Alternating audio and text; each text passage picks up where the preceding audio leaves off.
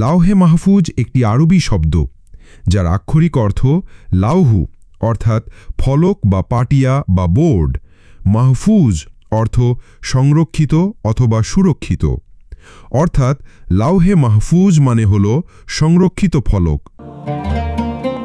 আল্লাহু আকবার, আল্লাহু আকবার। ইসলামী পরিভাষায় লাওহে মাহফুজ হল সেই সংরক্ষিত পথ বা ফলক যেখানে আল্লাহ তাআলা আসমান ও জমিনের সমস্ত কিছু, অতীত, বর্তমান, ভবিষ্যৎ সব কিছু লিপিবদ্ধ করে রেখেছেন। কুরআনে একে উল্লেখ করা হয়েছে, বল হুয়া কুরআনুন মাজিদ ফি লাওহিন মাহফুজ। বস্তুত এটা সম্মানিত কুরআন, সংরক্ষিত ফলকে লিপিবদ্ধ। সূরা আল বুরুজ আয়াত ২১-২২।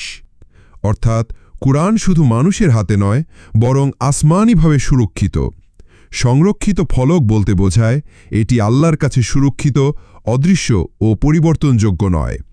লাওহে মাহফুজ কোথায়, এই বিষয়ে ইসলামী তাফসিরে অনেক মুফাসসিরিন এটিকে আসমানে সংরক্ষিত হিসেবে ব্যাখ্যা করেছেন, কিন্তু তা কুরআনের সরাসরি বাক্য নয়। ভাই ও বোনেরা, কুরআন লাওহে মাহফুজে সংরক্ষিত আছে, এটি আমাদের জন্য প্রমাণ যে এই কিতাব চিরকাল অক্ষত থাকবে। তাই আমাদের দায়িত্ব শুধু পড়া নয়, বরং এর প্রতিটি হুকুম মেনে চলা। ফলো, লাইক, কমেন্ট করুন যেন এমন আরও কন্টেন্ট আপনার কাছে পৌঁছে যায়।